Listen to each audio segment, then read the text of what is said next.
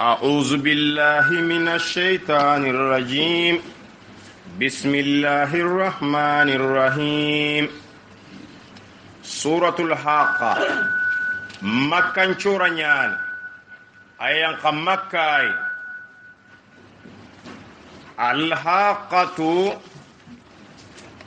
لغيامة من نجت الحاقة تونياني بونو لغيامة اللينيا أنت بنتني أنت بايني أنت لونكني أو كله أورينيغا حق كوني قرآن يأتي قال فالحق والحق أقول ولا دالي ليحق الله الحق بكلماته كودو الله نا تونغا تي ديغامو قياما نانيا قياما الحاقة لغيامان كوتا مبو تونغنتي تونغو ملحاقة من غاني تونغا من قياما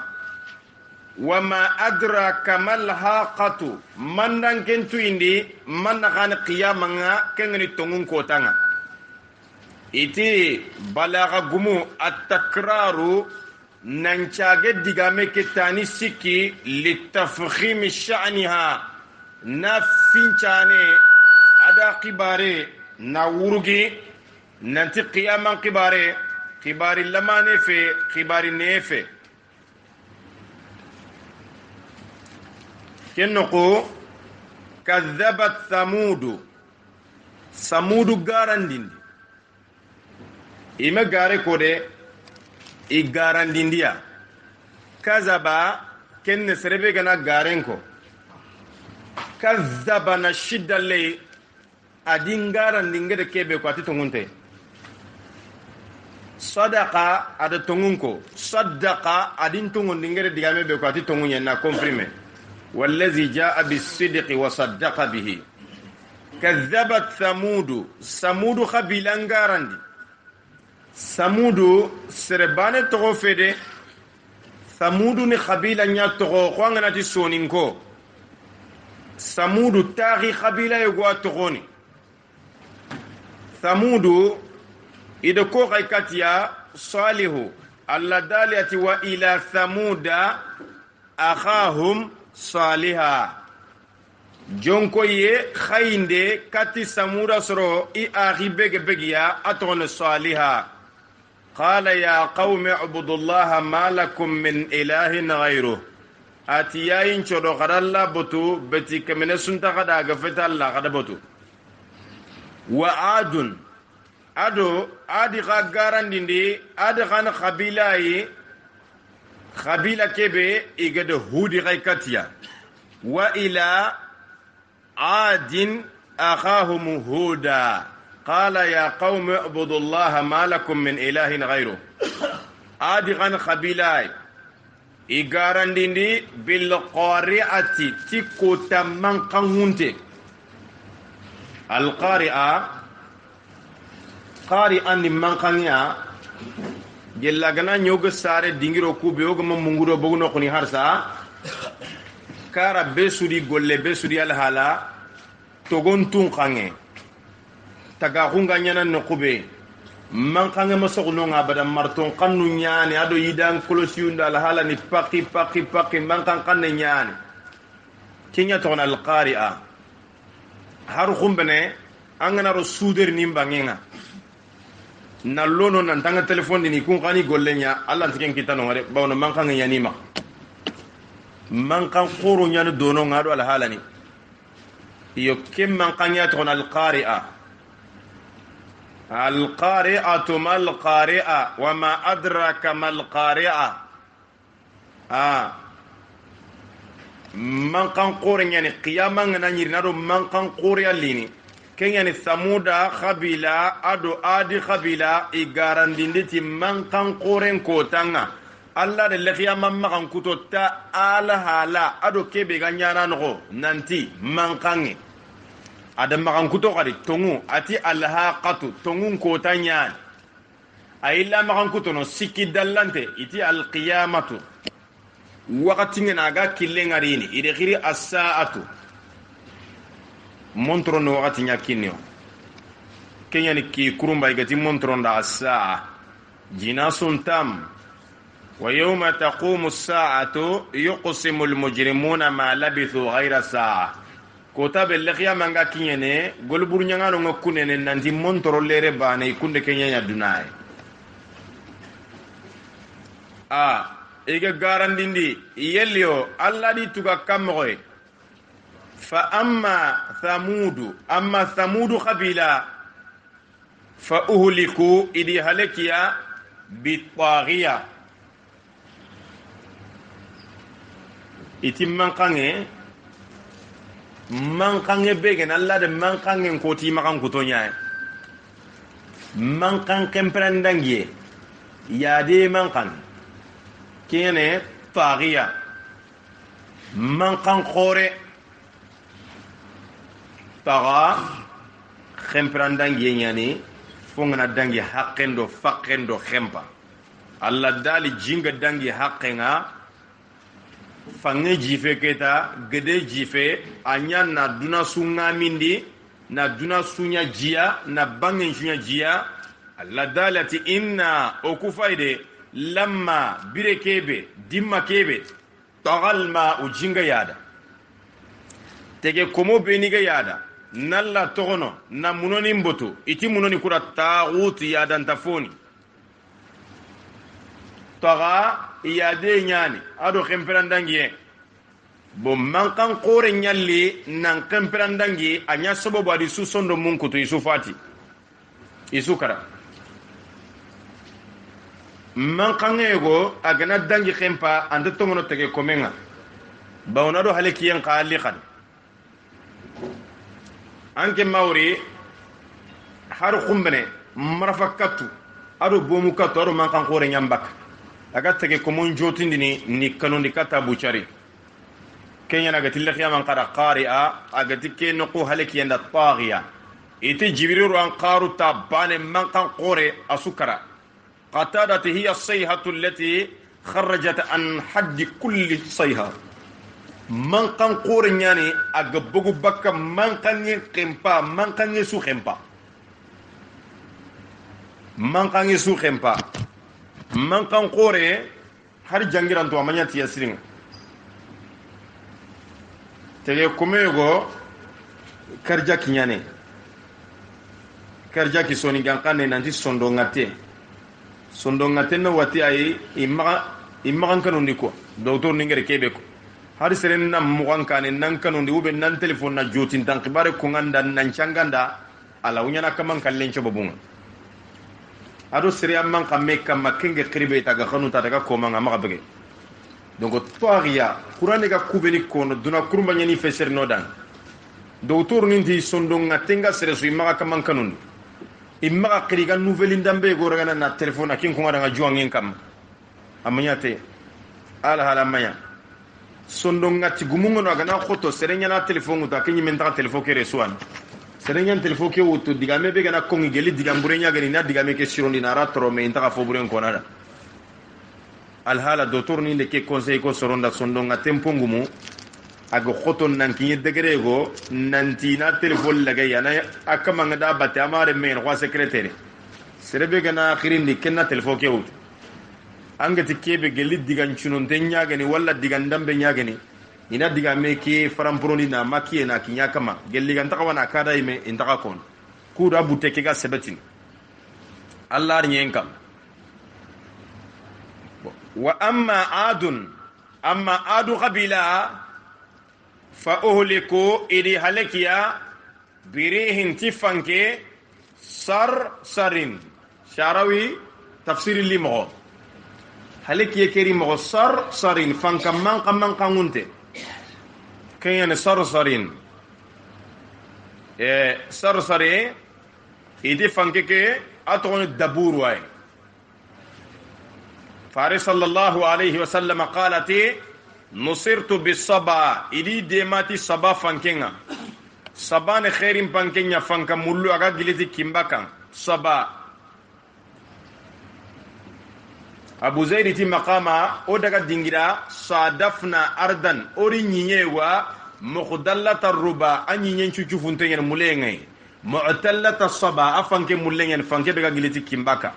fanka mulle wa uhlikat adu bidaburi adu qabila idi halekiti daburu fanke nya fanka burenya birihin fanke keri mufradu nyaay mufradu ni arabin qanne fanka funchubane fubane amaya de mana qur'ane no fanko benige konginanya jamu nga kenne khairin panko nyaay fanke bege konginanya funchubane mufradu nantirihu musibo nyaani suratan alla dalati wa arsalna alayhim ar-riha al-aqima ode fankam boroken kay fankendo kamendo mulendo khairi nyallini ke fankene boroken nya yado fofo mari musibo nga fati ama sare bo rihu riyaha fankongo bo khairi nyaani alla dalati wa arsalna ar-riyaha ode fankon kay khairi fanko lawaqiha katundano geni fanko kuanya na sababu nga na yiti nyigo na fanke ngutu na aro yiti nyakare nga ina sare kumpan kuanya na khiri nga kamengari na larnye fare sallallahu alayhi wa sallama anyi kisiye done magakam fankanga na giri fanke nga na giri hanke nga na giri hanke qala faren najabi anati allahumma ja'alha riyaha nka manga nanya fanka gobo khairi fanko wala taj'alha riha maganya mana fanka bani nga kingni musibon panke parce fanke awa soninko e digamuti qur'ane khanne komo man mesine amutu allati lawaqiha fanko iga katundi laqaha arabin qanne arabi legaru sasa arabu ganni laqahania fanke bega keyite fulane na al halangutu na nguru na royi tinyakare nga fanko ngana uruani itunga sare sonin konti katunde na gori bolaqaha arabi legaru benige bange sasa vaccination nya to ne laqaha la adoqa adoha ay qur'ane no laqaha vaccine manne fois sonin konti watu beni gari nyati sasa fankiali wate fankiallo ma de beke kundu arsereke suraga o khirsunya kono kundu nyoga na terenga sire nyati fankenya har serentanga na itia karankonya kono ganate fankenya na itia bo oku kara kinkenna ogre kebe trinko soro magasiri khairi yedina afankonya ngiri sasa inya kono do khairi yogo batte ya kanenge bege bengana ikabe mekine kita bo allah arnyana nyen wakati yerni kundi to gelmun ko sumurna sina bane no ide lemunu nakati muri kan bo soni ka khoro beni ka ta goyat yidi ngenge yarim pankonya ngiro ko kan qur'an digamu yogoni kono o yi kono do me batte alhala on khawani controlia inati yarim pankonya ngiro ko kaninga amawri ke digan kanne nyoku kin kenna khanne iga kono iga masalangate idigan kanne yani iga kono meda bo kini musibon pankenya birihin tifan kabane sor sarina man kangunte atiya semben qorenyan atiya asemben qorenyan janka dunaga to daga nan chagene abiyo ninga kampi kammu abiyo urundano latu fankan qualité goy dono igede kebe ko scientifique ni amosi bon qore ado anyangana bion juanga amore hakati soronta on tenga bion no ina ko sa ayan kandita banan tina fa khenna kim fankan qualité ida gana gemi il faut imbaga wure ube na bion chetundi kamuna toti uredo parce que fanka bane nyana mosi bo awa bion kono ndini kurma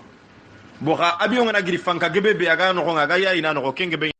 nambaga wure ala nyana subo baga mosi bo litini bo duna science ke a développer naga kitabe ke feser ni oda ati birihin tifanke sarsari nan man kangunte atiya semben qore atiya kan khemprandan yenya zakariyati nkama wa qad balaghtu min al-kibri itiya nkinye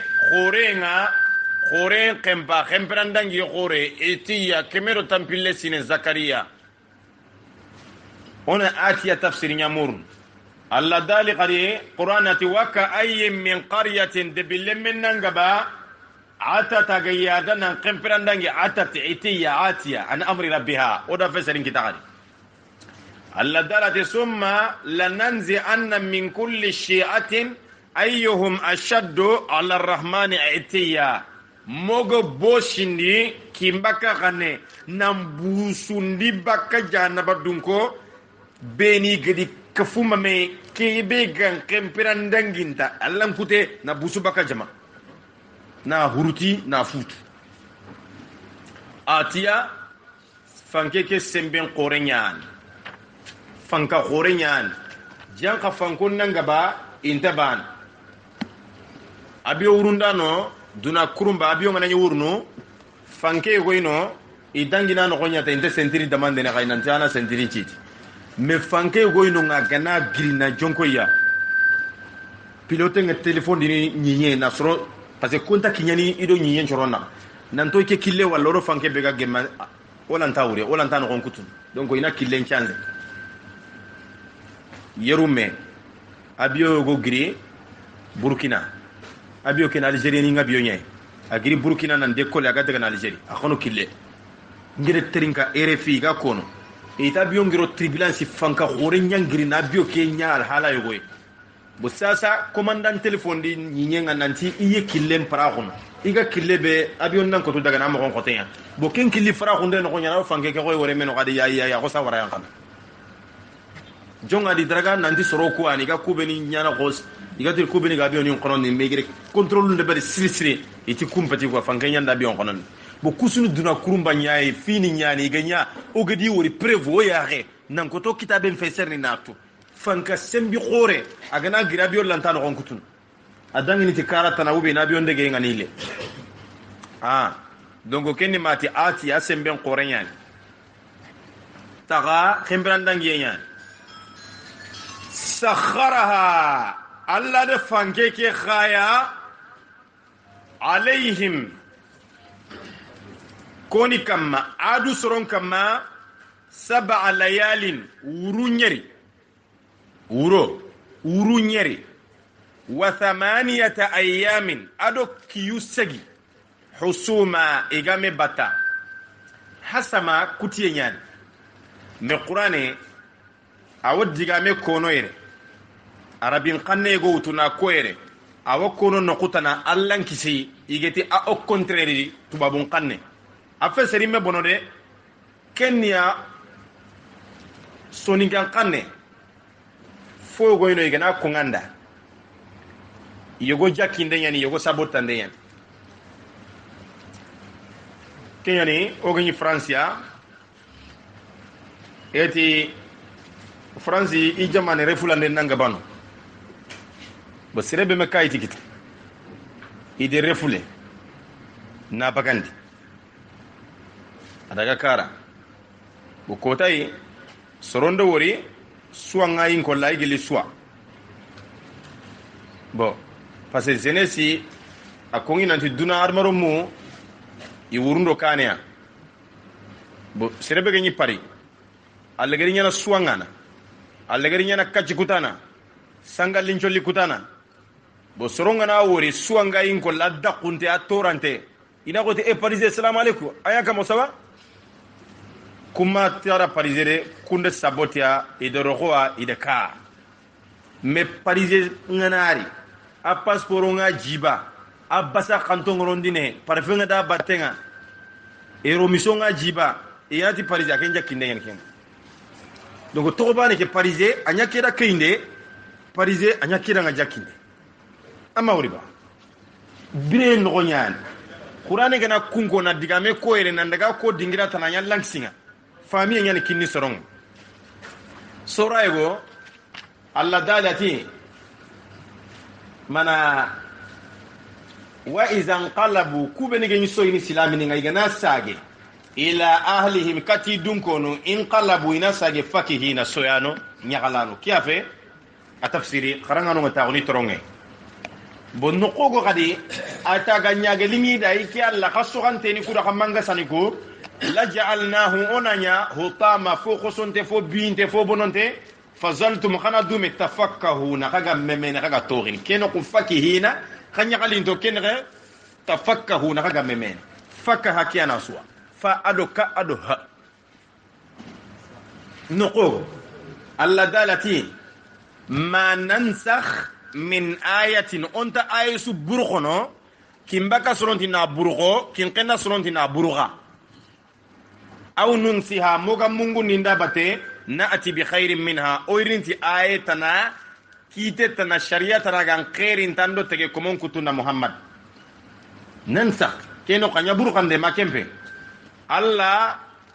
ana dali qiyama nati jahannaba dunkoda inna kunna nastansikhu ma kuntum ta'malun o kunyi fonya safana kaga nyikebe gollengolini nasa kanya buru kande nga doke ari illan kisinko ere contraire nanti safande nya digan kanu nya ama ke fami ori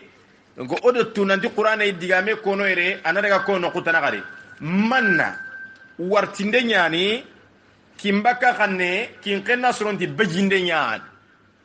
na fonya serenda nan dinkiya me kenya nganda ba kiya fati wartinde kimbaka kanne kinkenna soronti bejinde nya angana ti wartinde o kubanga intampam bo alla ke digan kambane ado ko fonnan cira gunno ko ayilla kono wartinde no ko ati wala qad mananna ala musa wa haruna kiya fe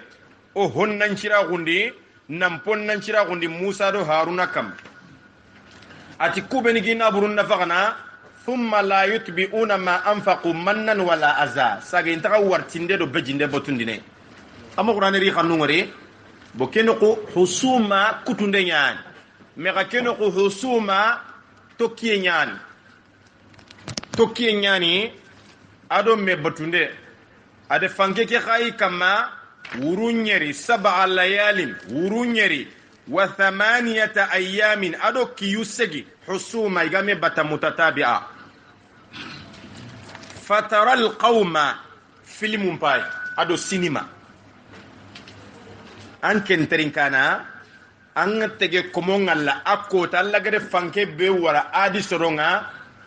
an soronga la sar'a ifan qanto sar'a fare sallallahu alayhi wa sallam ati laysa shadidu sere sembintempe bi sur'ati fan kana gore sere sembinte innama shadidu sere sembinte man yamliku nafsahu sere be gidu tigitini inda al-ghadabi butu waqti yagidu maîtriser ni du kalmandi ni du raga kenya sara sembinte Allah no sir'a shar'a fan kenyan bo kenya ni arabu wate goynonga o kutini bisiranya o kukin kenna khanne kimbaka soronna te kanundi watte o ku khoni kin kenna kanundi watte nga kongini me kebe go nenen kam mo gir sunga ko daw gare taringa itini bisiranya watinda be nyani français ni nga ki l'épilepsie armare men cigin tenda o ganna tidwa bagana kanu qaraqe ki kanta tokini fo amba kanu ko nga ganya ko lakanji mal hala ay tokini khitu ken ko magana dalla na ribegay booking alhala ati fatara alqawma ngasrong alla akota sar'a agadi tara ihdaru sura na filmu kedo cinema ke riti na tintondi fi zihni sami iterin kanan toro parce tara filmu dari unyan filmu ni nyana ganati filmu pay directive o filmu gumu ngana deberi soron kana studio no ga ta gonu na filmu ke fay gella ga gamu yede filme no kubaga bono kadina sage no kogo filmu ke no ganda droke go ronda antakawa ina tanna bagandi khancaage ke no ko ke droke be ga nyanga antakawa filmu gumu ngoto ay deberni paria iga filmu ni ngomundi no ko ben ni tartibi ni gamundi katibu cha ko isoronga bo tarake ta filmu dariumpe anke nga walla ko tabe har saifa ko ina nga kurumba ko agarni katanga meken ya dangi desa sorobe ni gele deberi yetu me gana ya ko ini kota be anyana ko fo kurumba nyagari ni fatara alqauma anga tege ko mon Allah kota fiha debe ke no nga haleki ke no sar'a ifan kanto antin ko khanundi wattenga da saro beni khonondi bisiranga di khanundi I khanunto I alhala har sa filmu yani ka annahum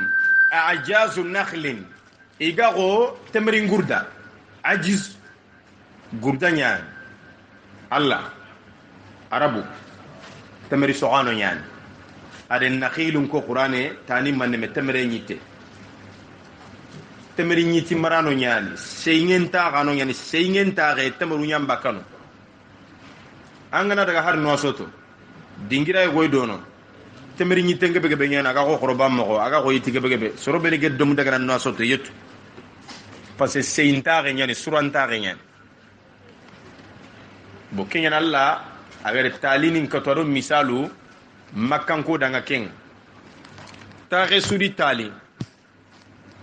seyinge nyogomo temoru kuwa tali nan kati qur'ane makkan ko da o ko gana feseri len ko na famo ga biru be no na misale liti kun kai ado ke bane ni kafuma me kuro ga famini sonin ko golle be la kan tanya na fini fili la kan tata kana dome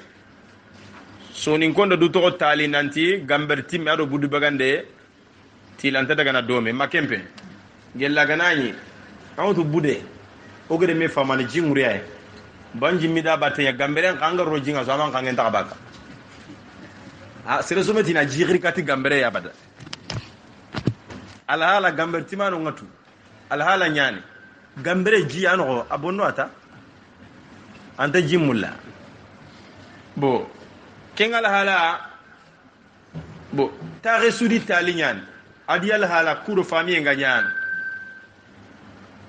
bo gamberen karan ki tumpilani anga timi ken nyimenda fe nan ki ten choke kama anna bege ganna budengutu ken gamberen atali ngono anta timini mankane ta baka voilà donc ken tali fay sasa soni kan tali impossible sirenya ni ken bo ken yani tuano ona qur'ane kutuna gamundi o soni kara khanne pour ko ga famu no mema ga mobe ati fan kanto isogonto ka annahum a'jazu nakhlin iga go temeri ngurdo khawi an ko ndurongen e fo no ko duro temeri ngurda murtani ta kanongoto khudun nanga bano ko kiyara gana naiga kamuke to gini mo ko nyantu ko fonte yimi me angana surata na dikka annahum khushubun musannada ay go solli anga de sembe amutinte ngana kate dana ko xano bo anke ngara sara biranto nyani janki no moti khuden da suyge haleki deja mana alla gade haleki be yan kandi adi soronga janka tamri ngurda duro yo kummo tashbihu tamsiliya o bange sonin kara igana serenjigi sigino ko be gamanyino walla yanji kal hala go ina go tiga koromon kande nyani tiga koromen kande serebe gante tigantu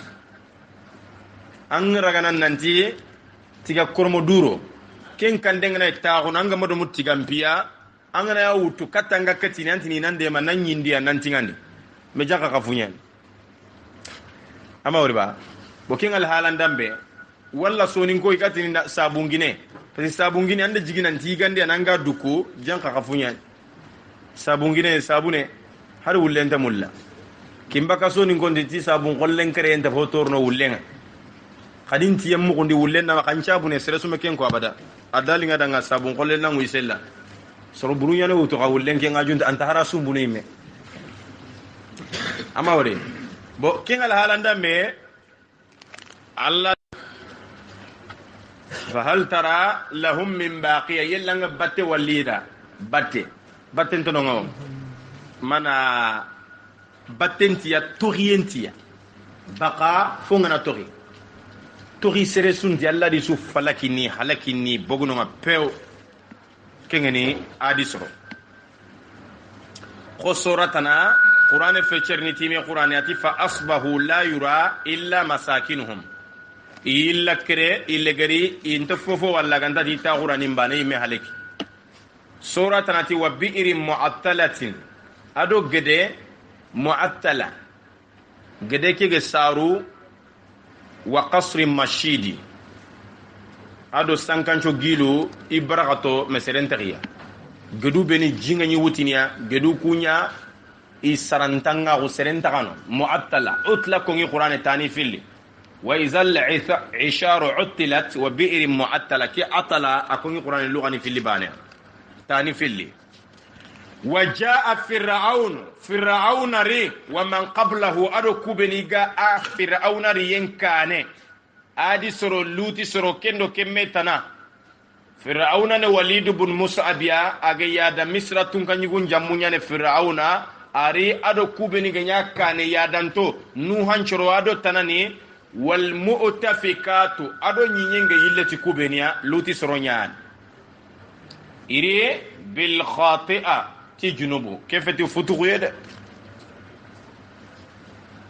khata'a kenyan futuye khita'a junubu kana khita'an kabira inna qatlahum kana khita'an kabira wama kana limu'minin an yaqtula mu'minan illa khata'a qur'ane de koyoy angana ti khita'a junubu nyani na ya khinga kasra angana ya fataha nga khata'a kenne futuye nya okugati futunde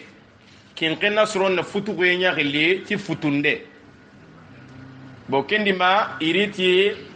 junubu khoronga khemperandangi luti soro igunduru ni memur firauna soro na meraga na me lebu na me tonya na me ala halambonon fa asaw rasul rabbihim idi kaman kayfaren kuta alla gede kayfare be khaykati firauna soro nga musa ro haruna ide kuta luti alla gede luti khaykati de benchoro ide kuta mu'tafikati nyinyenga iletia jibril andi kampelo de bengure na utukamu alla dalati faja'alna aliyaha wode de ben kamunya safila hawredum na kupa na yilla na bindi na bifindi bo fa aghazahum alla diraga aghzatan ragandiya fa aghazahum alla diraga aghzatan ragandiya rabia ajidinte raba fongana jidi iti riba na burebe ga bogu wandi khallu ni kafko fan khalle kamasali janna ay gonna go misale birabwa aga singan ni manne dore ngana kefi me nan sunchun tikenya to ni singa tagandano ngana ni bati manin tagana inda dingira ureran kenya gani gana betolle na gamonde ina kamiyo goron kirna no holla gana asinga mago na bulu na ure utukam o kenya ni ki alla diraga na yanga kate jurumi kama na jidi kama kenya rabwa rabia inna okufa ireki alla lamma birekebe tagal ma'u jindo yada hamalnakum wa daghawtu nuha fure kunji o daghawtu fil jariya fo urunte fura urunto alla ma furu kuko qur'ani agangaba adi golle nyako ati wala hul jawari fura urunto ngallada fil bahari iga fange kal a'lami ko gidi horo a'lamu ni mane alama tuwa a'lamu gidi horo nyanyi tagumanchonki ni ganni kunyani de bendrapo كنقو في سفينة جارية في السفينة الجارية فورا ورونتي إيجاز بالحذف بلاغة ناديغامي دوفون تاغو في الجارية ودغو تفو ورونتي ورفوغو كوني فانغباني كني فوري أيضا لنجعلها لكم تذكرة كودونا كنيا غدا واجوندي أدو كواندي نانتي لنجي سرونغ مسبري الله لاي جيتا نارتين وتعيها أذن أدو ترونا تنغا وإيا كنغني تنغندانا وآني أنغنا فون تنغنا ملندان شندومي والله أعلم بما يوعون وإيا يوعون ترونا تنغا كنغني تنغندانا نا كروسي كنغني كروسي دانا قتادة الوائية هي التي أقلت عن الله تروبيك حقل بكالاي وانتفعت بما سمعت من كتاب الله عز وجل أجن في بكا كتاب كيبي أجد مغو جل الله الله كيبي غندرا أجن مروجينتا أجن كلامونتا تفسير بحر المحيط عند فايدان كنوا جزء سكوندينيان صفا كوموسيكي تامبيلي أدو سيكو فإذا نفخ في الصور إغنا فوتان دي بوتونا نفخ كمبكا سرونتي ناهوتي okuti na futia nan la qello fu ngana ya fu an mankan ya bagandin nafqatun wahida futandibane nafqatun wahida futandibane an kinga kudo duna mu man na kreta ban amudu futandi fana ngano filandinga no futande odo tuduna kurumbanga talibo ganni butu ni filiani ma butu yo goyno igana kenti mi ken irija nya so na menyini taban nyani ken butu gana timi butu qualité go ila dan butu ni nyanyima bo albitrini duna sufa taguno tere nyaay ujunu manne me Europe ni stade de France ni stade d'Espagne ni Barça ni adno ku kebe o jarabi ndongaro kebe fa indenga kotas bo butu yana almami la kesufule mane butu gafati aganatimi ta legere machinga na yikrene soronga me yontonde be nyaan na me pousse ibogunto ken ko reyende ken ya fa le riyama ngamen aduna ma wore woro yaake parce que gere butun timi aganatimi sufule igana ererin ko ini serenga nan tande golbure nya tere no duna kurma ni sufule ne tabane me ga gana machin karna ni nyana pir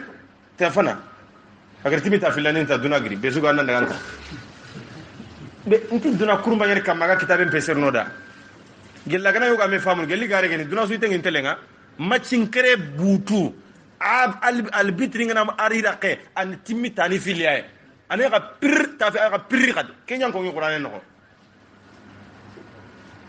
kemenanti migire foko itege kenya ningita haral lankute aw ki qur'an fasarin haral lankute golle aw fasarin aw renkon boketa waqti ngatinton fa idha nufikha fi suri waqti kebe igana hutandi kin qinna surunti igana futandi في السور بوتنا نفخا نا أدوفا أدوخا نفون فوتي نلغم بانكيلو فونا نفوتي خو أنغا يمبين فوتي نمغبي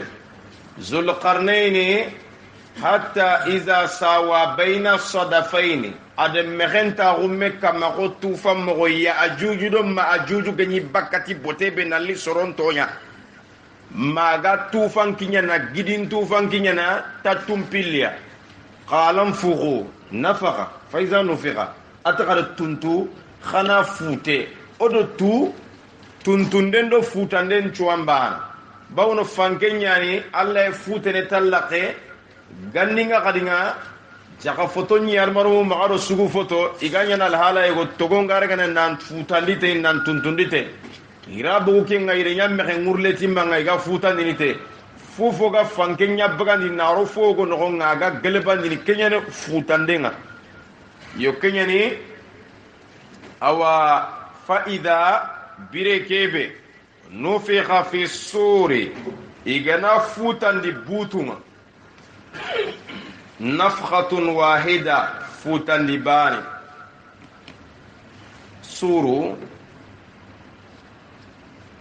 وصوركم فأحسن صوركم سأدو وأدورا صورا ننكا غنيا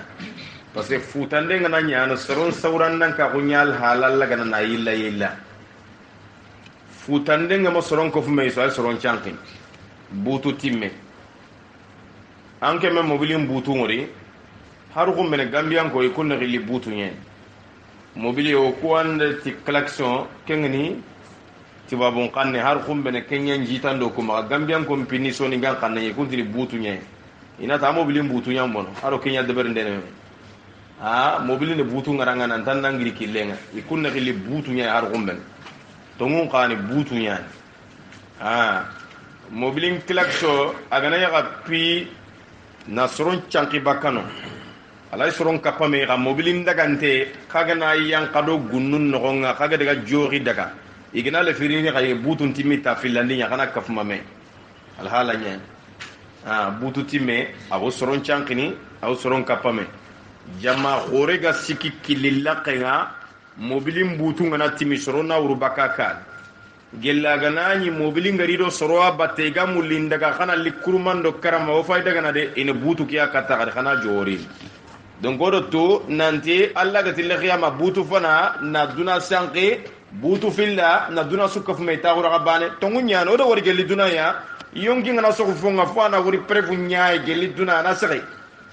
fa iza nufikha fi suri brebe gana futandi butu nga nafkhatun wahida hutandi bane futandi bane ابن عباس تي هي النفخة الأولى التي يحصل عنها خراب الدنيا كنيان فوتان دي فنا كيبغا دونا سورغانا ناسو كرتا باني وحملت الأرض إذا نينيموت أماوري بوتو كي فوتان دي أدنيا مجهولو نيغانا فوتان دي كوني هر سوما كمان دوري هرا كمان تغنتو انتغانا ما تغوكو إسرافيل وان إذا نين قوتو فيل مادي مجهول الأرض نائب الفائل ينخد إذا نين متو والجبال أرو جدو إذا يمني فدكتا إذا في كتومي دكة واحدة كتومي باني نا جري جري بان دكا فونغنا فون سوبي نا جري نا ورامي كين دكا كلا إذا دكت الأرض دكا دكا atiga kebe ina warade igana nyinyen juri ndeya dakaka mudaafu nyani nafoni fili katume ni juri rono meno alla dali qur'ani no ati iza dukkatil ardu dakkan dakka madrasan qaralle mo benigere tilawan qara tilawatun arabiyya ki arabin qanniyano tilawa fana fana ti dakka diki dudan famata dudun nchelinga ma ade khuden chopi khude ke kar kenyene dakka asafante ngano wa humilatil ardu ida nyinyengurugi na ure utukamu wal jibalu ado gidu fa dukkata idi katume dakkatan wahida katume bana sujuri فيومئذ وقعت الواقعة كن كوتاني مصيبو غنيا لقياما غنيا الله قدال ننتيزا وقعت الواقعة بريكي بلقياما مصيبو غنانيا ياتكالي ريال مني فيومئذ وقعت الواقعة إيقاد نينين إيقاد بوتون تمي na نينين دو جدو متوني كتومي أو مصيبو مبو خوري أنيا كن كوتاي مننا فل وانشقت السماء كمنكر نمبوري نمفنتي بكمي ننكر نمورا فهي كمون بايدي يومئذ كنكوتا وهي اللام بنتين وهي فنغنا اللامبو نمبونو نمفوري كين وهي arabin kanne fonga na lampu na nya bono fonga kinya ni wahiya alam kamul lampun tayen akot wal malaku adu malaika nu ala arjaiha iye kamunta tunkaronga arjaiha jawanibiha akaro attatu abangu malaika nu bege ni kamunga gurje nambono وفتحت السماء إذا كمون فلقوا فكانت كمون أبواب فلقوا تشبيه البليغ إن فلقوا ملائكة نغرو كمون تتنبت كمون كارو i kanunto i jotinto i girnan kanunto akota wa yahmilu arsha rabbika fawqahum yawma izin thamaniya malaika nusegiyana anka mallara singutu idu kamal qiyama kot malaika nusegi iyanut segu ibn abbas ti ثمانية صفوف من الملائكة سبني سجيان لا يعلم عددهم إلا الله سرسون ده سبني كو جاتين تو أغانتات الله مديام پانا نيابانغان تنيتي ملائكة نسجيان سبني سجي في ملائكة نسجيان الله لا راسينغتو الله پالي أنيانا كامو الله يميان كنتو مصيبو غنا غري هار جمان النغو تنكا نيغا غنيان فتنة غنا كوتي مصيبو غنا غري Allah ogeni kebe an Qur'an ritinti kenye hari malaika nunga malla lara singutu Allah arnye ndanga awrugi yenda lara sikente korni daga no kumme na Qur'an ko aga kongini kubeni da oga nyana me mogobe oga nyana me danga mogobe ya taqribul ma'na ila adhanina na manan tintondi o fami ado kilo ado goton taw musibo ngana sanki deben no nga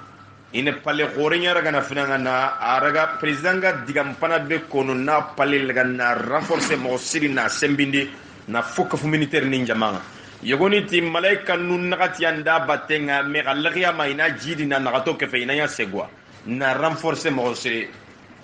kum malaika nu segya nan kamallara singutu ibragato ikhoto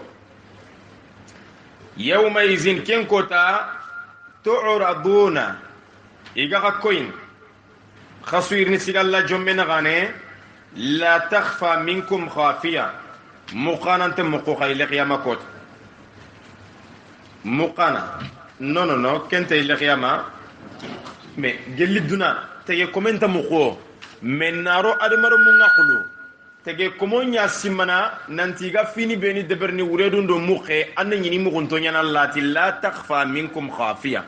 فو مغنطنت مقو جل غاي asu bangante nyan abangan ke nyimera nanti ya rengan fa amma tege kome kebe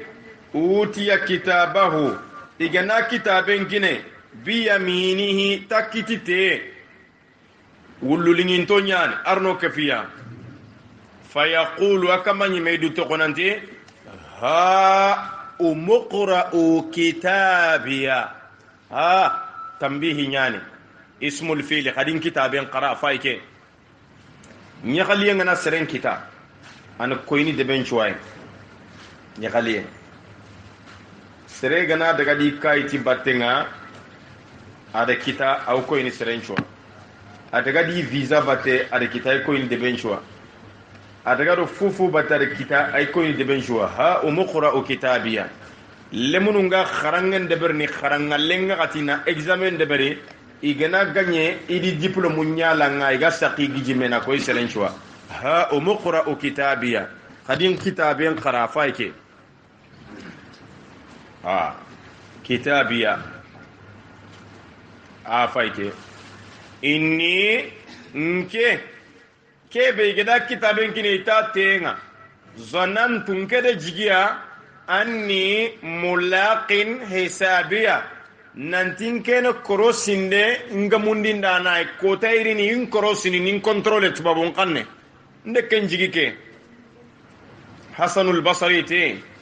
innal mu'mina ahsana dhanna bi rabbih fa ahsana al amala mu'mini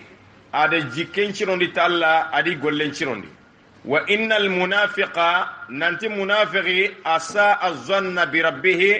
ada jikem bonondi kama nanti soguntenta arjanna fa asa al amal adi gollem bonondi ataqinya manne jahanna barno kise tafsir al qurtubi juz'u tamundo segu safa komo filaro tanyere daha kuti kullu zannin fil qur'ani min al mu'mini fa huwa yaqinun zannu suga ende jigi aga qur'ane no aga bugu mu'mini nyarake kenne dankana gunya jike fatigat wa zanna kallana dankana gu kharaga na kafiri limana ganka gunde kita kallenga gate annahu al firaq nanti fatal limma gunya ke watia idi korenga fetene me idi naburunga fetene me adi siginoko firaqo zanna wa qala lillazi zanna annahu najin minhuma nabillahi yusufu da duto ga dankana ko nanti kebe kisina lagade koye uzkurni inda rabbika angana daga nimpin kottun kanyi gonno ko nanti ka yusufu ngere da jikenti nganji ken Allah saga anda kottun kanyi gonda nantaninde manga bakka mobe zanna yo zanna daha kutagana bugu mu'minin maga dankana kunyen wa min al-kafiri agana bugu kafirin maga fa huwa kembayde shakkun sikkanyan tafsir al-qurtubi harsa aga faydan kinnoy fa huwa ke kamambe gida kitaben kinai fi aishatin an biranta wano radiya dunganta hu biranta radiya dungenyan aga dungeti birebe radiya adunge ya ayyatuha an-nafsul mutma'inna ya yonki haqlata gunte irji'i sage ila rabbiki katan kama fadkhuli fi ibadi wadkhuli jannati radiyallahu anhum alla dunge baki maga wa radu anhu komon ka dunge bakallama alla dunge baki maga ire golisiruni komon ka dunge bakallama ga dar janna bellaydu adakini dunge nyafillo radiyatan dunge birentawa fasanguntago birantago ado dawla do daraja bire nallo arjanna no mbawne iye birene intaka kal iye sahana intaka wotin iye nemene intaka tampiye walla kenya na birantago dungante tege komonga wurnu do fofo battenga lenki biradi muriye fede na birantago dungante kebe alla gede wakati ni kube ni nyangui nga kunga dume na ngante tamping angan naburu murano nyini gamme gongono angare fonnu kita takandi de sasa takande ke onanga takanda menta takande menta ngana har qaso awa anka jonkoni alluayni anni wuto anni ga mogobe ga linganda ina dalilen do misalen kina kati fulane fanyi jamane kar Kenya de Kenya adaga tagu dono nga fayle ngi khalis mulle nga daga na katte ade Kenya bo alhala ni na commencer na détail kini tege kongo be ga khalle alla gama nyingi danga ina kun ka détail ga to rebero yolyo be do royebe ina kin ka kidanga misale toronga misalen kinni me mogobe fi jannatin awar jannai aliya awruginte aliya fawruginte kanin nanga bayinta ban debi bane keno yogoni kantuga yogoni kompentuga wujunu segi yogoni kompentuga tampille wujune yogoni kompentuga keme wujune milio yime annandi ngirantuge iganta bana magembe bokeda ala hala ganka ko takke me ya sorobe ni dangan na ngui dingira wuruginto ina ta suambara illen nan karangata inta bana de inta bana ko ngem mo nyani kenge fe angana yonkin cugandi filli nan di qafu bane wuto agi kitenyo mini kebe aitu mega korinta hunga katingana ri kenka ne korintenka danga alla qinduro na ma to akadru wanyani kenga wajibi magati aswamba asuntaba fi jannatin arjanna aliya urginte foti de kombe koya ida kombe ke fayi ida ni kombe ke iti wujun nakati ani ti nyolo mo kombe no jimeri tendo nyele mo angu kenga kendo dingira be gatu gene keme wujune intabana wala donc fi jannatin yena goya aliya awuru gintegen na goro awar jannan kani I valerin tonyen qutufuha arjanna kutifo fe na koti Allah kutunden do koti den taba intinta me intabana kotifo nyana do kutifo ntaba fo angana kutu ande bonon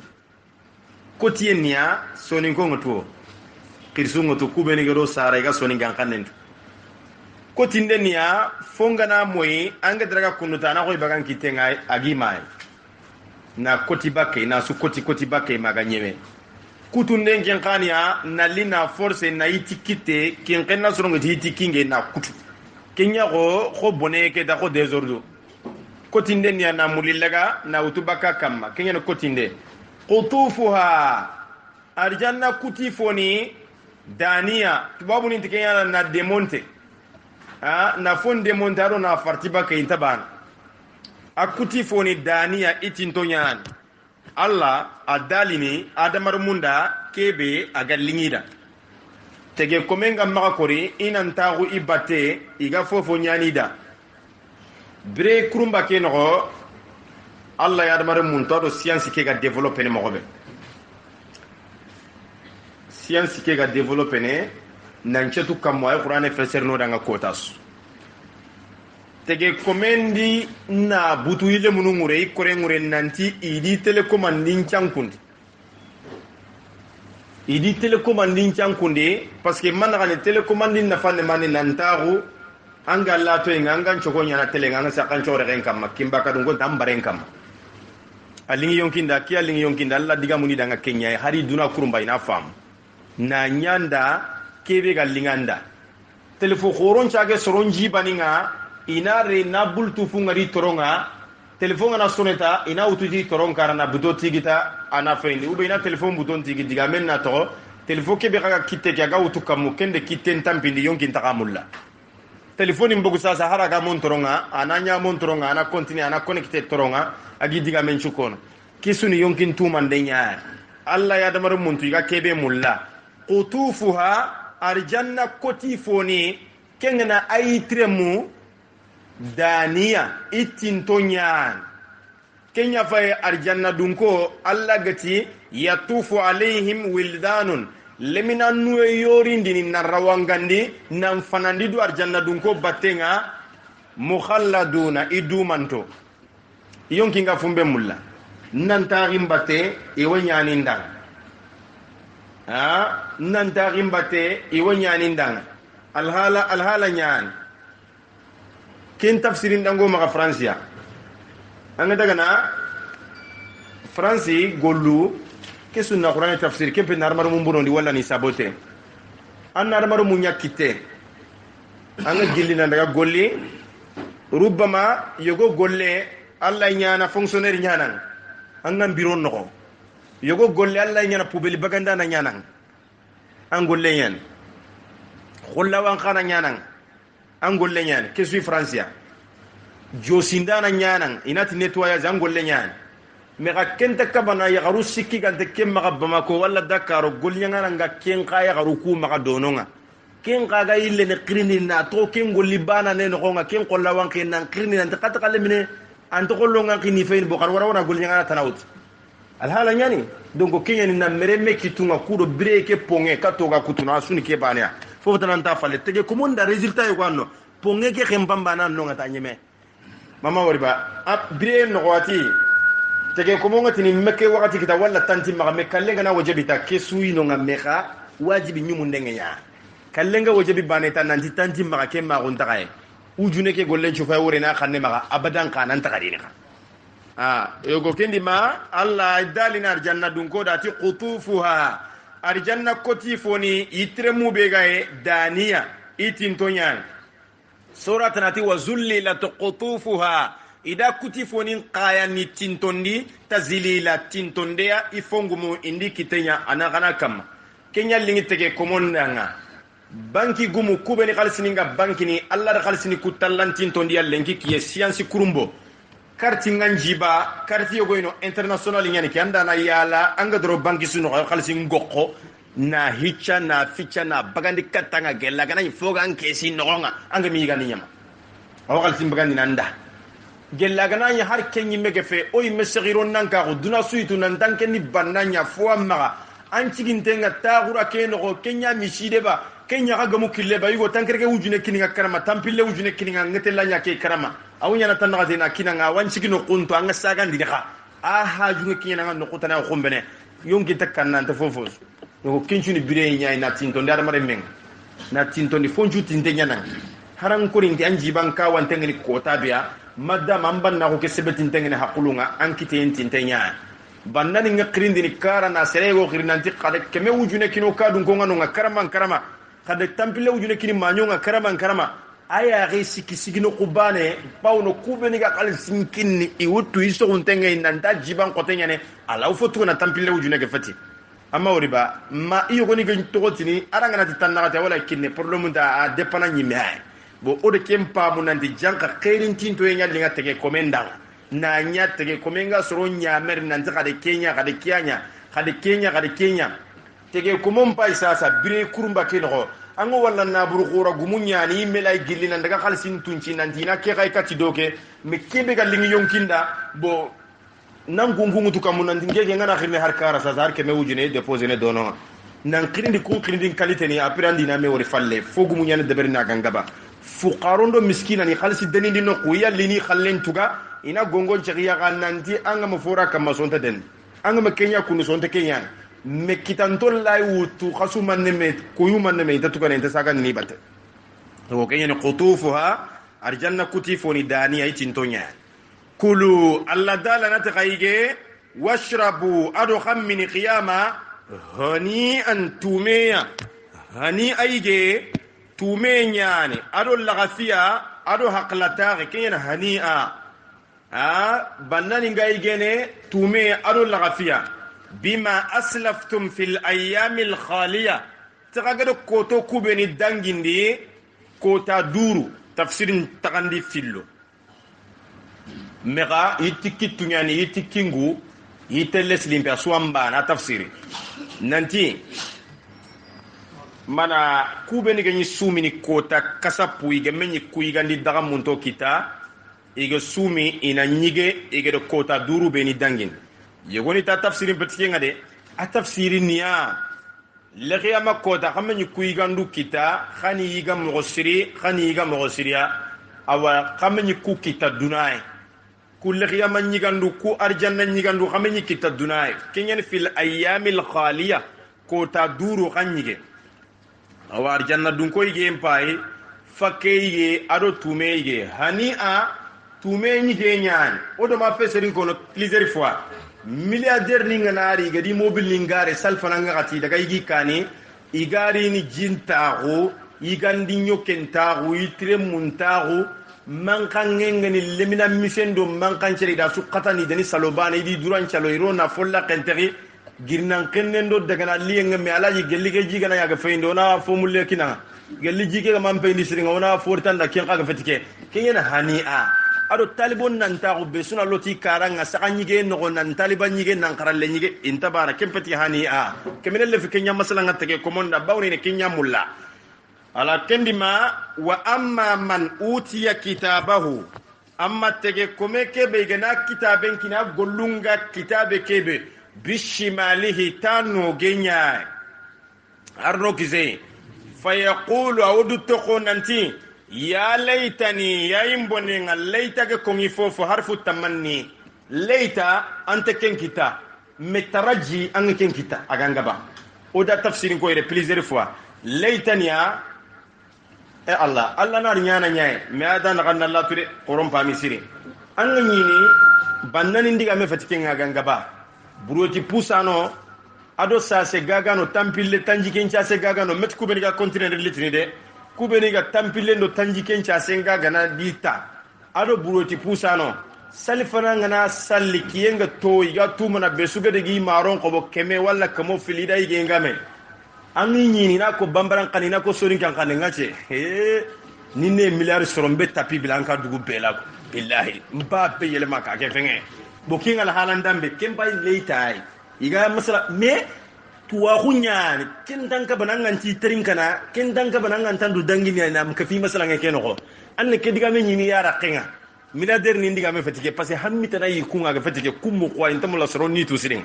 amma wori boketa kunya diga kanne ke ninne ni soro ne ba bio sakatana yanka dula parce que ndale fe diga me ke fesentan ko no kubeni go mara o mere kanne ina illandi na ko kenye mere kanne amma wori amma ramar be ngor sasa tellement que mere kanne tuwabu ni ngaro mara digame goyno serenga nanya ko nango ko nan choni kan kanne me ngana le fa ya kan ban ko ran ko nan ko no tuwabu kanne ye amma fam serenga na le fi fon ko no ona kin krosi do yimini bato bire so ni kan lemu igana fon ko nan danga simple yo ko nan da o yimi kanne me na tabulun kam makkatuna ya kan ban ko ran ko na français kanne nya kapé me ga tabulun ko non c'est comment amma ori kinna tubabun kanne nyay ko amre kanne kencu korosi do armaro mu kencu ibre no nga bokeda igana kitaben kine itanoge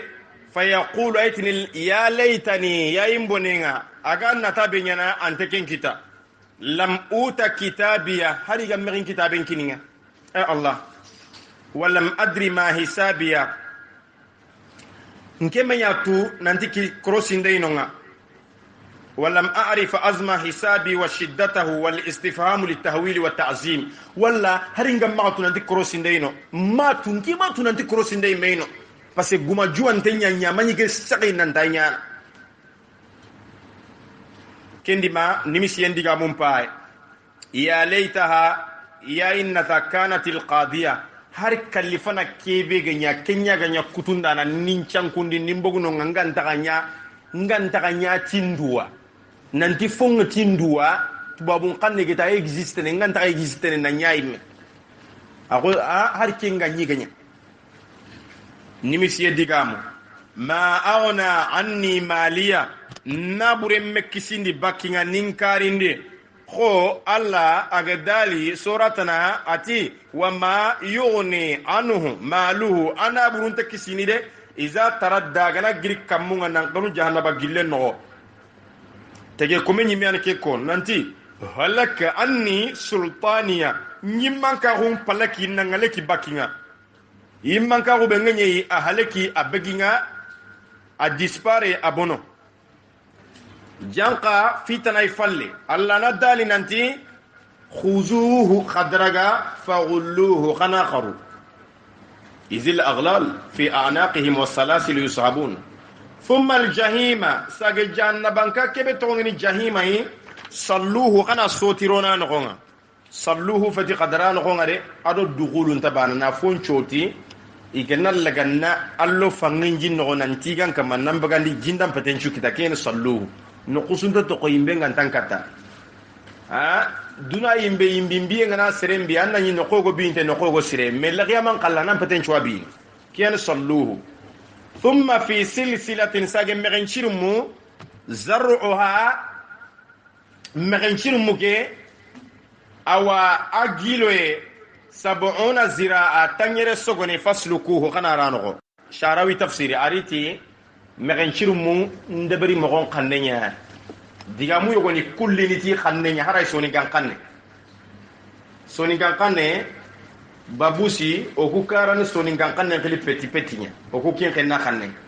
angana daga mukka ko ngaynati anna ku tepu ko to bagandu wona peti muranda parce entrente te puta kanne kebe pati o karan ko sa geriti peti na fon toron ko na jongi anyango le daga nya no toronga silsila na fon toki merenchir munnya serenjo surmuntu a toki ntenya me thumma fi silsilatin sage fo toki nte zar'uha agiloe 70 ziraa tanyere sogone faslukuhu khana ranoko ibn abbas ti malaika nen chogonenya Allahu a'lam sogone begani okumma ka gone sogone oku kin kenna kana sogone niya na utu yere kiti mana nchege nan tombe kati kiti ndron chomo ken sogone wala kenno ko man ketege ko mege kegere kita innahu kana la yu'minu billahi amaytongon intalla al-azim alla kebe drengani alla be wurugin tengani puissance gorengani amaytongon inte wala yahubbu amani nyamarindini ala ta'amil miskina igande kam ay mente nyana anta serega nyamerni rubbama sonombonon dinya nantina wara digamburem pay ado digantorinte alla daliati falaysa lahu al-yawma fofon taketege komeda ngalenkia ha huna ire hamimun jintenya walla hamimu menjangentada hamimun menjangentada ngair menjangenyan menjangente tege komeke dair hamimu awnyana jinte awnyana menjange yere digamun jitandi nandaga nanti hamimun menjangentada dair wala ta'amun yigande khantada illa min ghislinin agantati yanki jimma be ga wankini bakka jannaba dunko motenda fere kenya ne ghislin ala wazni fi'lin ghasala ghislin on kenya min hopitalin nogo sorongana daga igati lanta daga na igaigo keragana na tugo ke bogul lenki motebe gani bakallan tinyi gande nyi gana nga nyogo mogobe yiti kenyi gande ani danga iga minni iga igana la halan dambe be gan qawa qur'an dale nyaar qur'an diga kan Allah dale nyaar la ya'kuluhu sirasunta igana illa al khati'una agantati junubun nyangano kubeni gede taw akongi tani manne me khata'u kenya na futuwe khita'a junubu nyani khati'u junubu nyangana muqti'u hutugundana kinqena sorongati futundana Allah dali suratu yusufu akhini yusufu ganya misra tunkanyigo iti tallahi okunati Allah na defeti rekon laqad atharaka Allah alayna Allah dan chugando oku kama wa in kunna ukube gani ya aquban len kutunga ogedan qoni nanyan kandi jamba geden nogonga la khati'ina onya junubu nyangano e kenyane khati'una junubu nyangano banana ragana na keiga awakendi ma Allah ta'ala ada famiyen kino yi mana ki fala uqsimu iki Allah kune fala uqsimu iki Allah kune bima tikebe fokebe tubsiruna khaga walla killa zaidan yani min nafiya fe nanti makune kempede kenge belli qur'ane nogonga la uqsimu bi hadha al balad kunati kedebe makka fala uqsimu bil khunnasi kunati sanu kubeniga muqu khanasa fongana muqu fala uqsimu iki alla kune bima tubsiruna tike be khaga walla tikhaya ko basarum pati yaxe wallenyan wama ado ikuneti foke bega la tubsiruna khaga nta kha walla ke aida suwa kafuma meita bani imamul fakhruti wal aya tadullu ala al umumi wash-shumuli ki aya akandene ya kafume ado logo e na su kafuma meita bane tubabon kanne gati na globaliser manne li'annahu la takhruju an qismayn bawnun na tughanta bakata kanduku filia mubsirin wa ghairi mubsirin kebe ga worini ado kebe ganta worini tege komonya renga kebe adu ya regante kebe dunan ku fili baniat angere kebe wori adanga me kebe wori ku filiana fashamalatil khaliqa wal khalqa ada tagandana ko na telefoni ko telefoni araga na ya rengi menia iya rente tagandana wa dunya ada dunako iya renge wal akhirah allah ra iya rente na gako wal ajsama da fotonko hato okuti fotonya wal arwah hado yonkini soronya ngane fotonga iya rento yonkini wal insa ado adamarumu wal jinna ado jinnani gilla adamarumu ngana adamarumu ngori ya rento jinnani wan ni'ama zahira ado nema bangante wal batina ado nema fonno ganke tafsir al kabir imam fakhr razi juzu tanji kendi safa keme tamu arotum iki alla kune tikebe khaya henga khaga walla ado kebe khaga nto walla khaya khe gande khaga kebe walla ado khaga nte kebe walla iki alla kune tas innahu nanti ke qur'ane nanti qur'ane ke laqawlu rasulin khayfare diga menyan karimin adregen igeti khayfare diga men dambin chefe kati khayfare nyaay alla dale nyani aga khayfare maga alla de nya khayfare diga men na sembe doron daguda khayfare diga men yani karimin khayfare kebe drengen tafsir al-qurtubi والرسول ها هنا محمد صلى الله عليه وسلم agati khay farere anado farenya kisiyedo ne magakam wa nasaba alqawla ade digame ke dambi ilayhi kati fare nandi fare digame nya li annahu talihi nato fare nya na kharang wa muballighuhu fare nya na kinyandindana anillahi ta'ala bakallahu ta'ala urginte ma fare nya na kinyandin tafsir al-qurtubi juz'u tammu ado nyeru safa komo filli tanyere ado nagato وما هو بقول شاعر سوغانا ديغامي في خو مكان كو كافر نينغتي فارندا شاعر سوغانا كي نتربص به ريب المنون هنا كلم فقط ندغوتي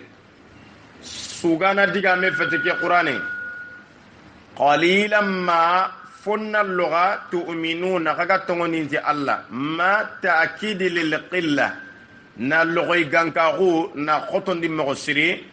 a gebenga qur'ane noxo qalilan ma tashkurun qalilan ma tu'minun qalilan ma tazakkarun wala biqawli kahinin bijankatana oku karanko ñane manjari sankanan xilli bijankatana digame fe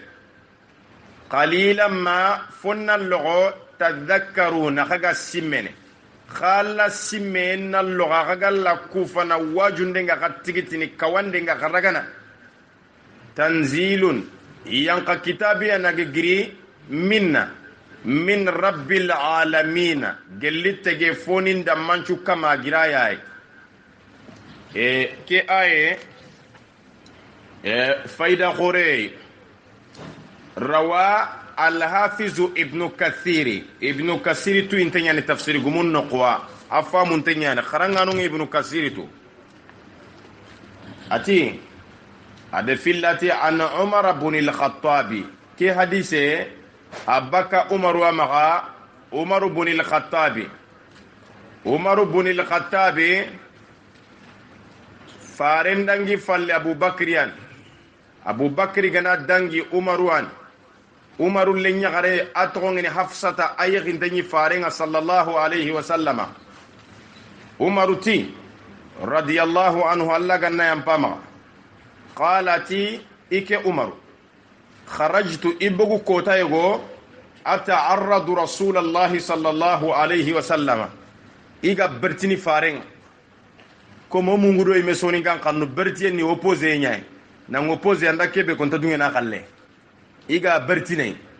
arabu in opposition qille al muarada opposition opposant ni meton al muaridu ke bertintege khirsengere fofo ko bertine anati no kefe anyana kundwa voilà ike bogu iga bertini farenga afami keta soni gankan kisiyo do ne magakam qabla an aslama katiga salamagun akota ke daga bertiata nan daga jankuti ibogu tikiya bo sasa iga daga fawajadtuhu idani qad sabaqani ila almasjid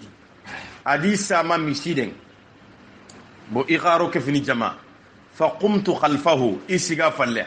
nan challi fastaftaha surat alhaqa ade alhaqa sura munyimu kengni ke sura be oga isas faja'altu ike umaru nyaketa ijope ja'ala nyana nyanga nyana jopeng أعجب إيجا كوافني من تأليف القرآن القرآن كترستندي قرآن جمع بتمغ بديجا منتغمغ فارين يا خرنا باون الله دالي فارين دا أتي ورتل القرآن ترتيلا أن القرآن رجع يا الله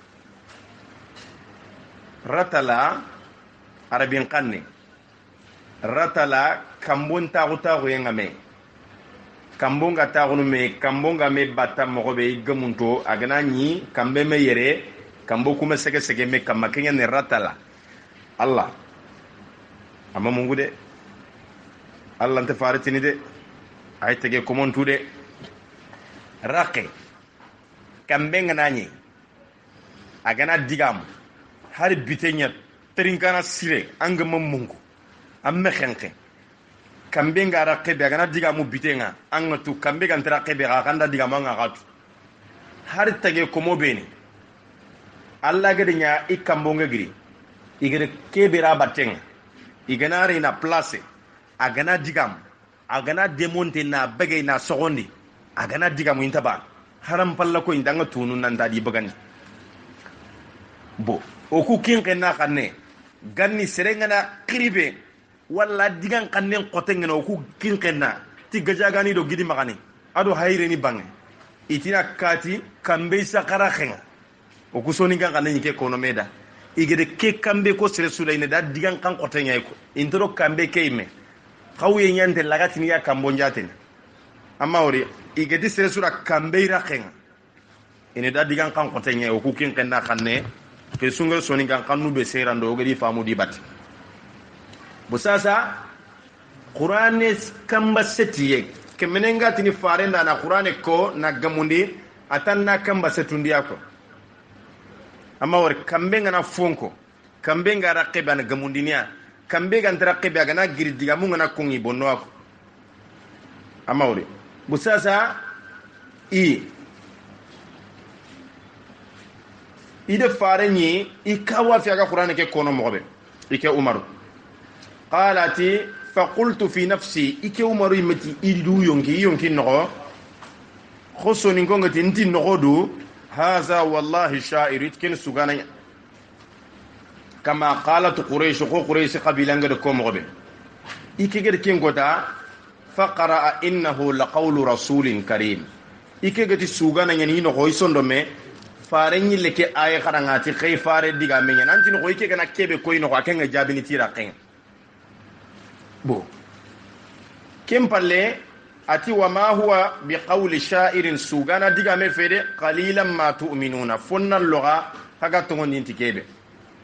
fa qultu isondo menti qadi kahinun kem manjar sankana ke isondo me fa qara'a ati wala bi qawli kahinin manjari sankana do bijankatana diga mefe qalilan ma tadhakkaruna fonna loka kaga simmene wajunde ndo kawande nga karagana bo kinqu kati sura legere qalat fawaqa fi qalbi al-islam kull mawqi silama gumure isondo men kama wore suwa silama gunjuru miya tabani sondo men hatta hadani allah ta'ala lahu malagi kanna silama gunna umar silama gum mo nya kel hala bo kenno ko fasangunta ko ado urugiye o gani kharalle ma ko madrasan qarangundo bulun qarangu kharalle mondo ma kono nanti sere go de fogo utawurun tello miside arabun nkara parce que arabin khanna yen yetu ha awa agar foke utadraga tikiti tenya aga sigal mamin palleta almamin ti sura kebe almamin ti wama tilka biyaminika ya Musa igo ke atono Musa ati Musa man nan kiti teke kuna aro vitesse mbatal mamin de to kebe gima ha bo fo gari gadi agar fo golbure nyano kwa ari sigi sappa fana ari sigi sappa fana nga almamin ti alam nuhulikil awwalin yelli iki Allah ima soro fono ngale kiyaba kubeni ga sappa fana awuru ada sigi sappa legere almamin thumma nutbi'uhumul akhirin ona sara sappa legere ngal soro mbatuni ne ko kundunya bo awuru ari nakane atone mujrimu ati kazalika nafa'alu bil mujrimin on kenya de benti mujrimuni quoi bo keta alegere misire ngala tikeke niki ata sappa fana sappa legere nakane kan ni to ka ko tabane ngo kungal halani afa mun to nyaani Quran kawa fin kitabe nyaay urugi en kitabe nyaani bo sasa ati Quran ke tanzilun yanqa kitabi yani min rabbil alamin gelitte ge fonin kama ntagandana al alamina mulhaqun bi jam'i muzakkar salim mondialisation alamun ne kenyaay asuka man nyanallay aslaminda kafiri alamina ne kenya kho suratana alla daliyati wa innahu nantike qur'ane la tanzilu rabbil alamin suratana ni tege fonin kama ayan ka kitabe nyana gade yankandi nazala bihi ruhul amin yonki senne kengani fanka senne fara senne jibrilu ada nyaka ala qalbi kanke muhammad sondo men kama litakuna kudanke muhammadu fonction dan gollen nanya minal munzirina gelli gongondano annanya gongondana nga bilisanin arabiyin ti arabin nene mubinin abangante arabin qanne qur'ane yankaya kenya Allah dali ati arabin nene okusoni ngokuti khannenya me angana digamen ko ngempa nene nyani parce que soni ko nyime angana digamun ko ni bangani nati nene isaqe kenne gede ken ko serebe ga digamun bangani ama ore donc kenno ko ti arabin nene kebe bangante ngani na ko farendang qur'ane khanne khambangante nyani khan khulle nyani asu game khantuano université khoro kubeni ga Londres ni Angleterre ni nandaga wara ma Amerique ni nanti khanne sunto dono ngalla ga filinka na nalla khencho gon ko waro tali khoro ni katano ga arabin khanne mbak antay université khoro maqama kebe ga ko ngina arabin khanne depuis 1800 ado sasa na komo filisine gelli 1800 britannique ni de yilla nari université no na yilla i anglais khanne al halanda na koy nanti Allah ga darabin kannen cugandi nanti idi qur'ane nya kenga khanguru ginte nyane khanne ane Allah ga la ken cugon kona no tali qoron kaga katina no kellanti yana khannun kutunga kenya ne annabi nyillegere agadenya arabenga na digan kanne kenya khanne nga na qur'ane nya khanne walau taqawwala khamaga sikka quraysi ganko farengani taqawwala sharawi tafsiri amrun mufta'alu nafum farse nanya qala adoko katiti taqawwala ad digame ke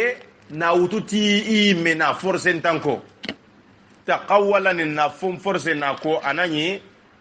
normali fe ko anyi mi anda ututa nyi mi angara ko kundunga qala ken digancire nya normali ndigame taqawwala angara ko arsala ad khaytarasala adidu ghay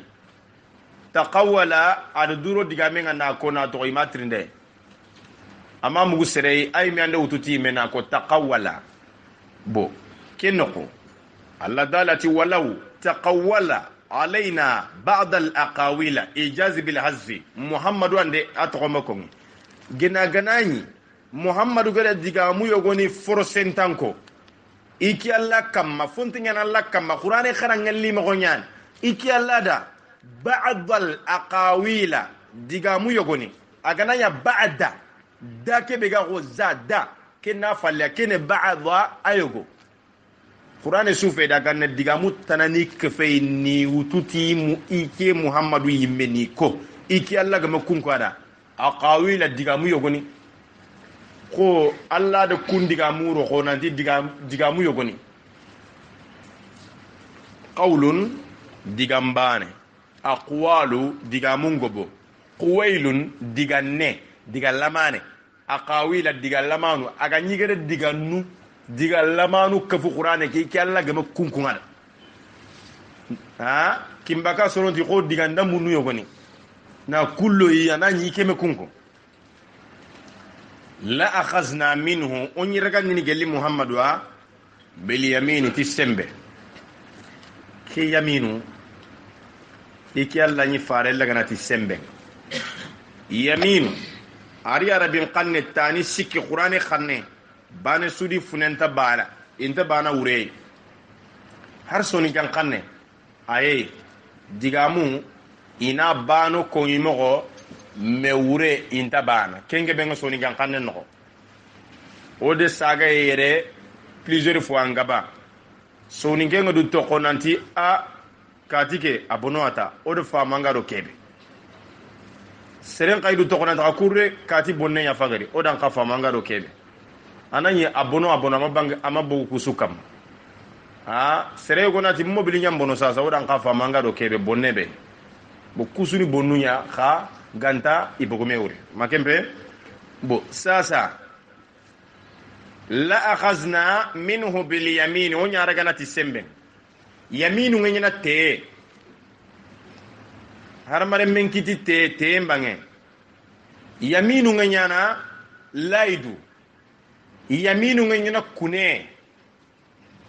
yaminu ngena sembe hakusure bane wangana fay angana trinka siri imala to meide kune noko alla dalati wahfazu aymanakum kana ka kune yuntanga kenya fe kamma ka to batran kune ne kafunga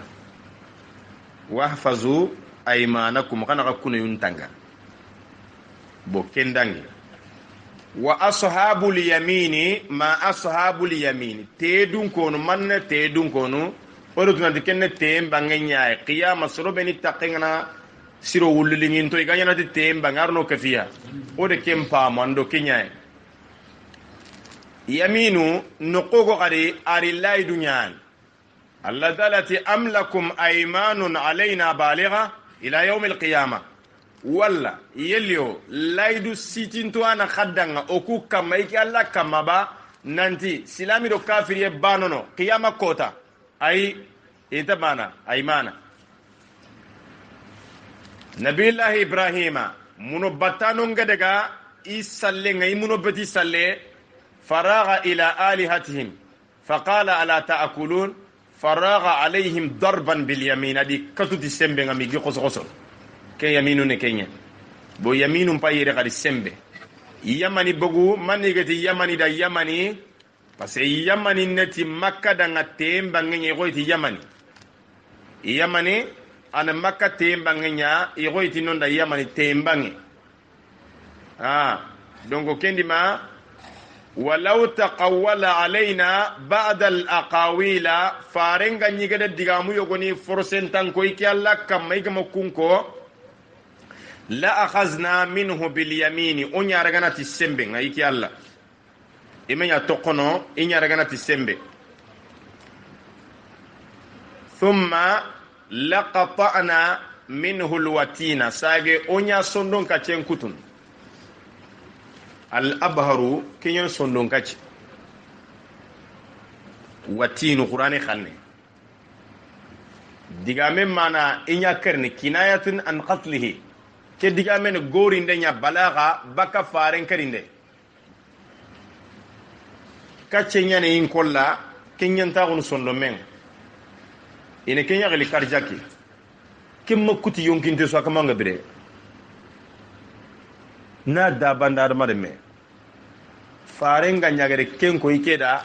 imenya karamo gollato ndini ko inya kemba ne akutunta na ko mullim patina to frema bogu fofo manya kene watin mamako kashahu kenya aga fasa ndini farendanga aga faren qurandini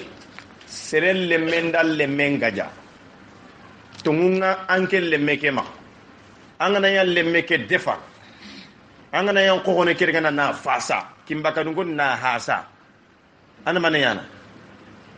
nali nanti aganyi lenki nkere mikia gambaka aga ne ke golle nyangan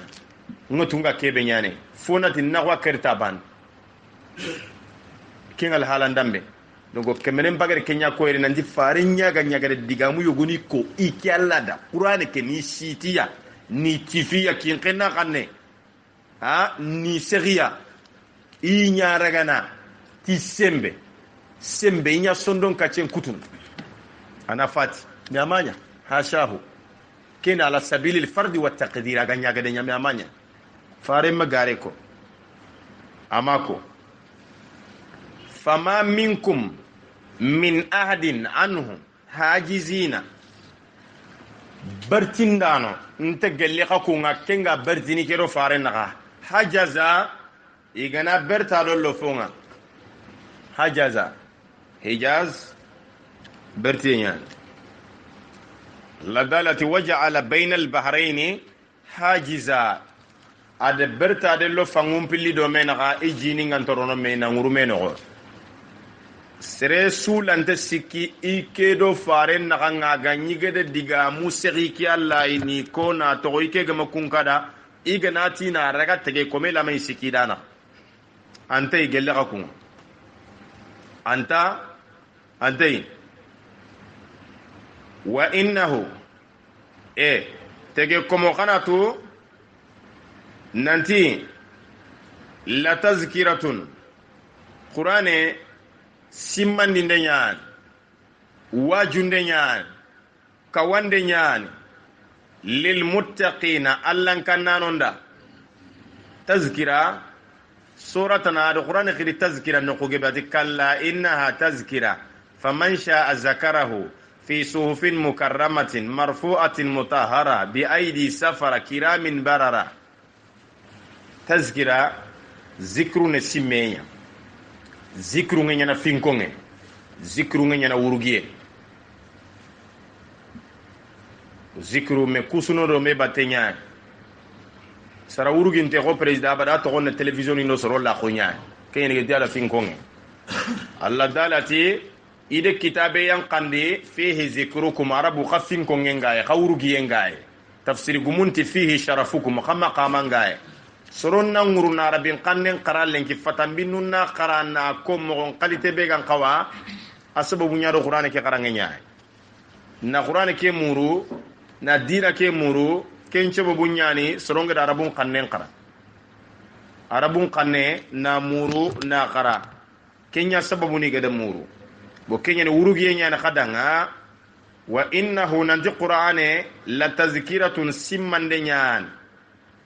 lil muttaqin allan kannanonda kawande nyaan wajunde nyaan allan kannanonda kube ni gere nyati alla fosire na tono ngati alla fobure wa inna okufaide sigatul jam'i adalla ala ta'zimi jamanda mire aga kandene alla urugiye alla gatini wa inna oku abani anaganya na ko jama wa inna oku faide ike alla abanian aga diga munti jaman togonga akin allan lana alamu okuito anna minkum mukaththibina nanti garandindano nga gelli kay iga qur'ane ke garandindin na faren garandi kazibina kunyane garanto mukazzibina ni garandindano nya sadiqina tongunto musaddiqina tongondindano kubeni gede adiga menya tongunga anna harfu tawkidin wa nasbin minkum jar wal majrur mukazzibina ismu anna mansubun bil ya'i niyabatan anil fata li'annahu jam'u muzakkar salim nanti garandindano ngakai bawno sorogo niti awa farendo kawa fini beni gari asatirul awwalina sarofono ndangamane ni nyaan kin kenna sorone dangamane khille nanti nguna ngenyan yagarin kaso kati ku filmu kurumbo ga bangene uronga naro filmu ninga televisioni kati kunga bangene yagarin kaso nyanyi filmu ni mbagandi no kara ganninga uronga naro ido lemunu ngata hono walla igu kaso me yagarin kaso nyanga ba de berni siri na masalan qoton ko na alhala nin ko lemunu nga wini soyni iga wakati ndefo ni nyaga mafalle ma ken ko ngana besutu ganni o filmu fa yuni kunya kato ga developer na lilenkia duna kurumba nyali o mungu nido ya garin kaso mbatenga na filmu ni laga niriti me harsa faragh yemme nyaaw harsa televisioni ku soyinta fini beni ga nyaana ogi faye ni tubabu ni qallo tubabu ya garin kaso ku do igo kaso ku soyinta golludo alhala ni harsa filmu ni kuturne ne kunya kam bo tege komo yogo kite nanti fare ada kudigamu qur'ane ada mugu danga mane nya munange kin kenna soronne danga mane yagli ti munange ada kin kenya parce que danga mane digamu nyani iga kongini na toho mana tongunte masala nyani na kona wakati ndofon ide ke ko fare ndanga na qur'ane bonondi danga manen choronti lagabure ado sugo de mewori kun khante menyini baraye ati tonguni siki sasa lagabure ti sugo da tonguni siki sugo ti igana daga kani nanti dan de mewori soronti ni garenyan bo iye tu inta daga na igan tokoka tongunya kiyan kay bo turungen nako sugo nako dulle antang bo kusuni dangamane ni nyayga yikongini ado ngunangu bo keta igere fare bonondi iti kune nguna ngunya dangamane khutba muninga de ça c'est les histoires bon o kuitu nanti garandindano nga gelli gay wa innahu annatu nanti mana ke khibare fayde qur'an keriye walla qiyaman qibare la qiyama qur'an ke tege komonga matongondi tayi awata la hasratun dimine nyan hasra rabin qane fongana kuti pourquoi fongana kuti getada dimina ati yanqalibu ilayka albasaru khasi'an wa huwa hasiru hasra ha ado sinu kamba ma adora aswamban pasa hasra fobe mana an hari balo katano nga terrain balo ngana kati sasa arinte gardien nga bonte da batenga nantina raga ikumbe ni ga terrain kunjare biye fere television fa no bego ma libreville gardien nya da baten nantina raga gama kita dimina maka inde be ga ko television kan television fa no ma kenge be ga benya parce que a konto ko hasran ne kontienya na yata dimina gardingen ge bonte nantina baloke kharasu naraga aga makita boketa kubeni gejare biga fayni ma afriki fatambindira kunyanka indi ni mogosiri wa innahu nanti qur'an ke qaranya awatege komonga madungete la hasratun dimine nyana al kafirina kafirin kamal qiyama kota wa innahu nanti qur'an ke la haqqul yaqin dan kana qultu wa gunyan yaqinu ni sikyan ko ngi qur'an no ilmul yaqin ayna al yaqin haqqul yaqin kusikyan ilmul yaqin ya ilmul yaqin nanti angana daga gabon miside goy gabon sagan no iga khili galerie bangkok exemple nyan o ga no be sere go de konganda akamane gabon tarana nya ancho kuntenga kama kenne ilmul yaqiniya haringa medega gabo ndotu nanti miside goy sagan no iga khili galerie bangkok ilmul yaqini sere be gere kin ancho kuntenga kama aina al yaqin likota na lo sagan no nga idi kite nyomi na monyo miside ke nanti kiane galeri banko ko ke misiden nde wori ya khembaraje aina al yaqini ya khendan kana ko haqul yaqini nyimme de sali jingutu nindro ken konko na lo nar kanu fili sali miside nan keta tege yunda ata pinka banangir nan da ken haqul yaqini soni ngonga din ninki tella kama fonta ka ken palle ko wa innahu nanti qur'ane la haqqul yaqini dan kana khun tongunyan parce que tongungono magana ya dan kana khun ka ken kana fotallan ka pesiringa yaqinu ne kenya yaqana